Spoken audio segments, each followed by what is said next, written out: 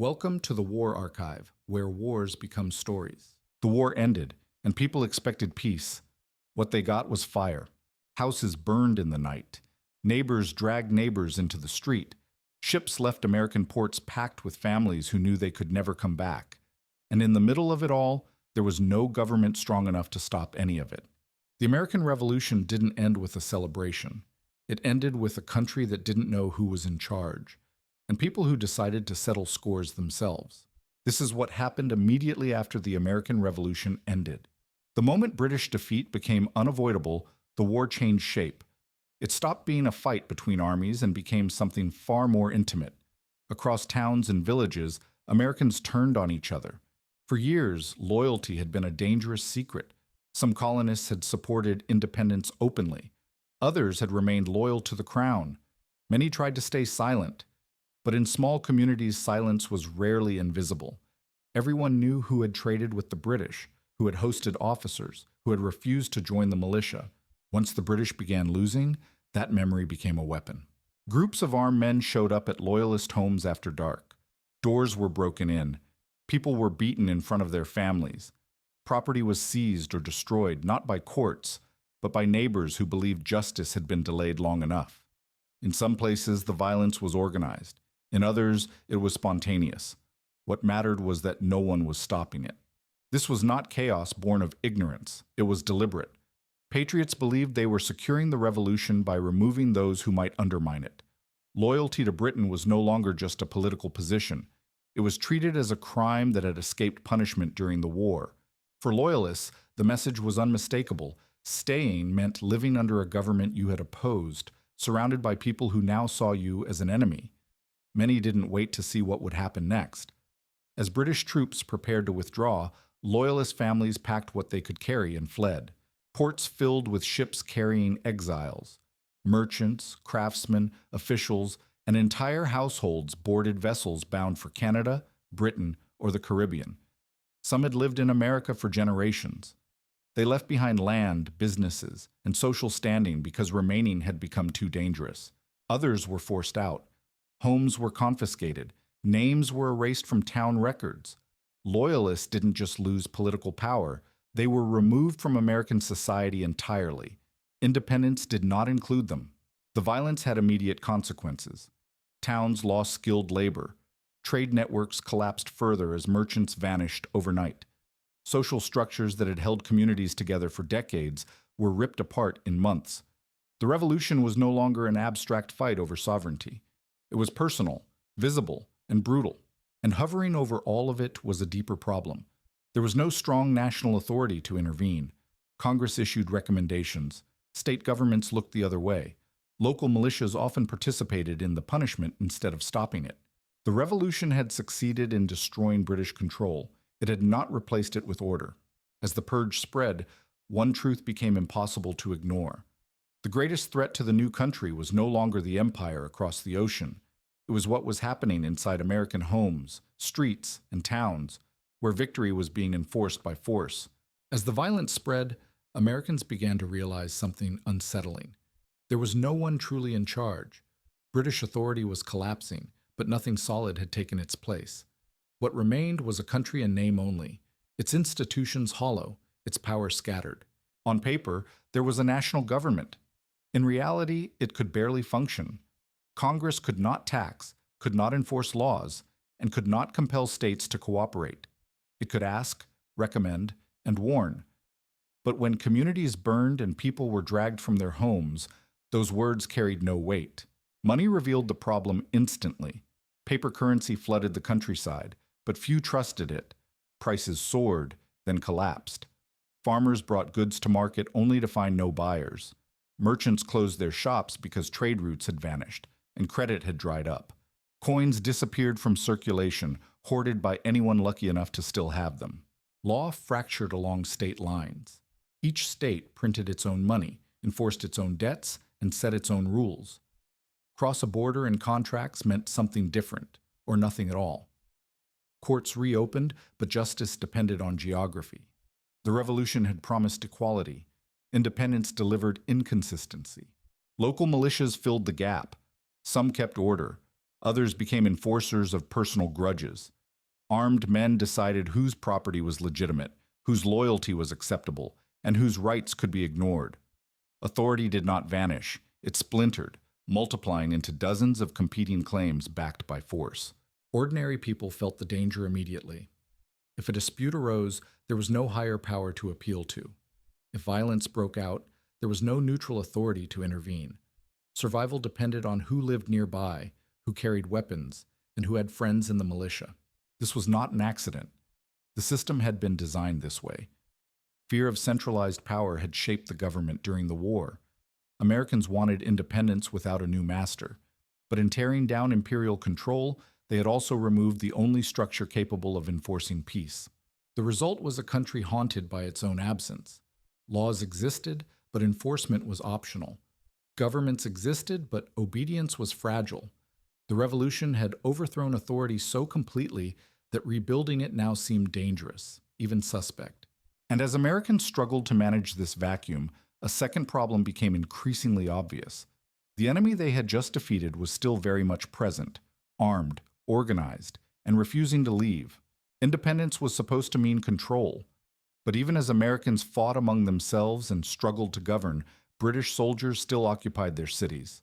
The war was over, yet foreign troops remained, armed, disciplined, and very much in charge of key ground. New York was the clearest reminder. British flags still flew over forts. Cannons still pointed inward toward American streets. Anyone entering or leaving the city did so under British supervision. On paper, independence had been declared. On the ground, nothing had changed. This was not a misunderstanding. Britain had signed preliminary agreements, but withdrawal moved at its own pace. Ships had to be assembled. Loyalists had to be evacuated. Imperial interests had to be protected. And until everything was ready, British forces stayed where they were, treaty or not. For Americans, the message was humiliating. The revolution had been fought to remove imperial power, yet that power still dictated daily life in major cities. Trade was restricted. Movement was controlled. Property disputes remained frozen because no one knew whose law applied. Independence felt theoretical, while redcoats still carried rifles through American streets. The presence of British troops also emboldened loyalists who remained. As long as imperial soldiers stood nearby, retaliation was risky. Communities hesitated. Tensions simmered. Everyone understood that one misstep could reignite violence, not between neighbors, but between nations. Congress could do nothing. It had no army left to threaten removal and no authority to force compliance. Diplomacy moved slowly, filtered through negotiations thousands of miles away. Each week, the British stayed reinforced the same truth. Victory meant nothing without enforcement.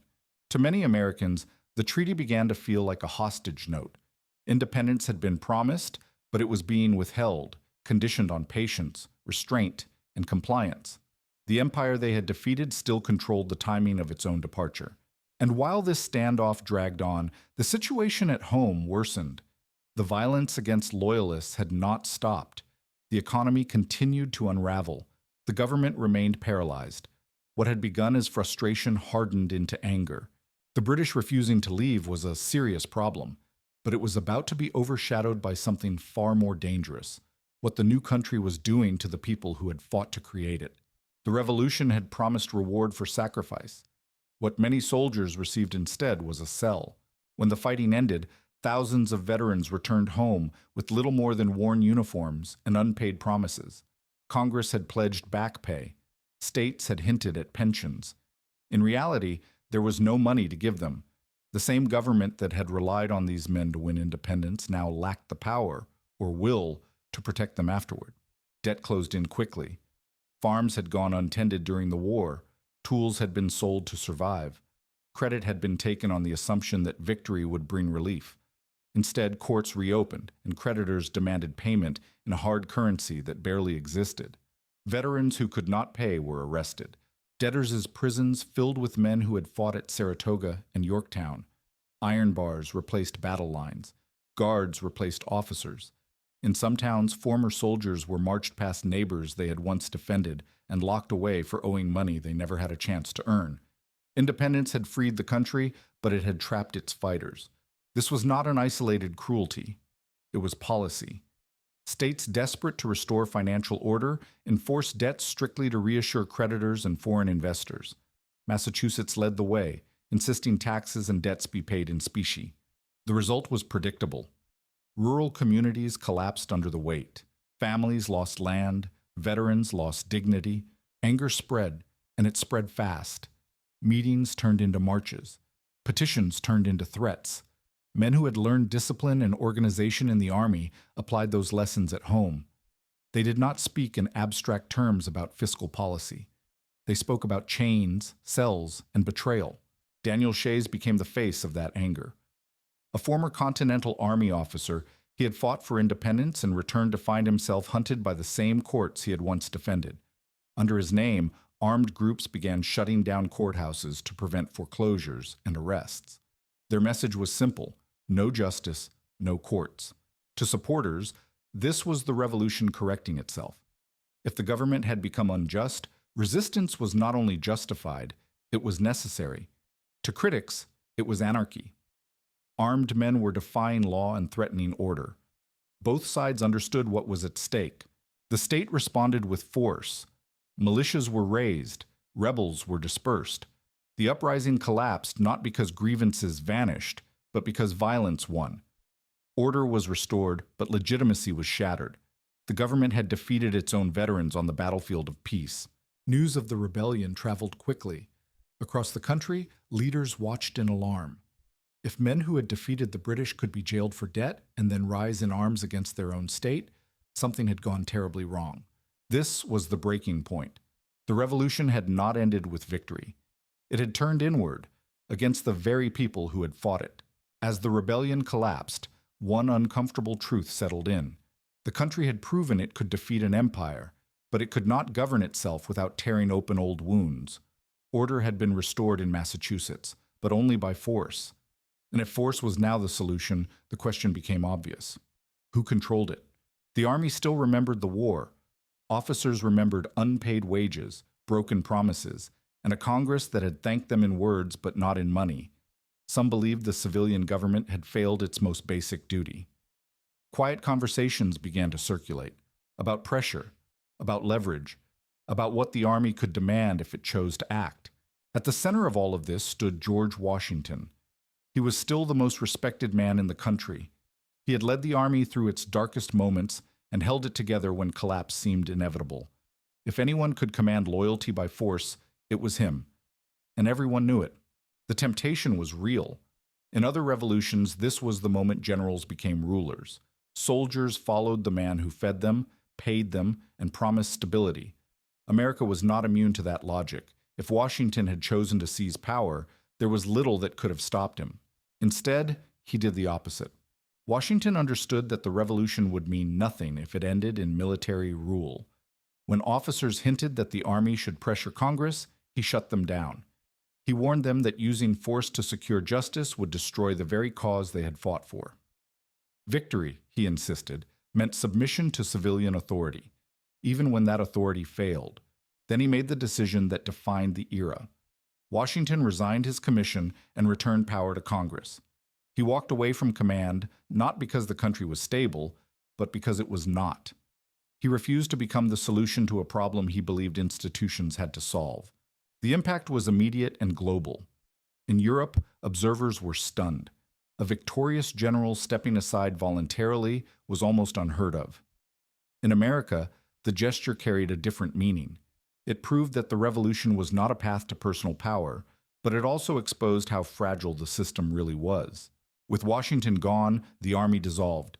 The last force capable of imposing national order disappeared. The country avoided a king, but it was now left with no mechanism to prevent the next crisis. Washington had removed himself from history's most familiar role, but by doing so, he forced the nation to confront a dangerous question it could no longer avoid. If power would not come from the army, where would it come from instead? By the late 1780s, it was clear that the country could not continue as it was. The violence had quieted, but the causes had not disappeared. Debts remained unpaid. Trade was broken. Foreign powers still tested American weakness.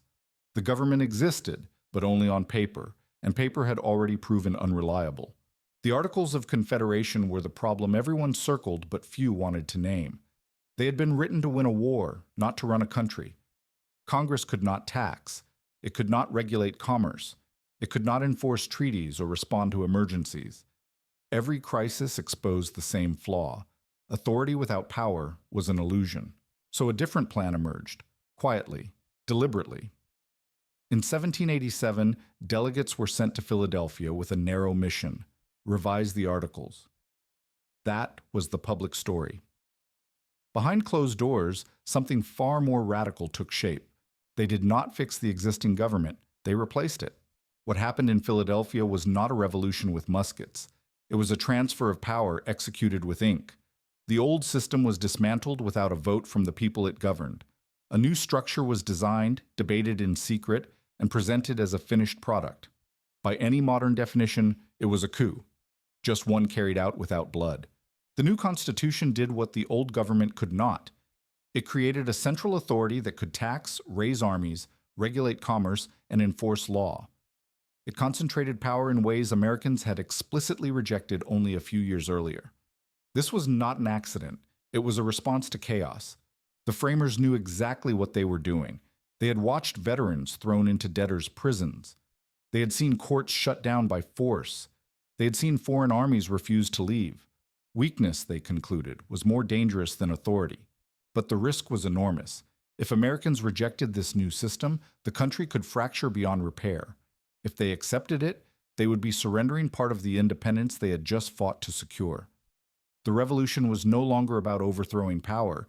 It was about choosing how much of it to allow. Ratification battles followed, fierce and public.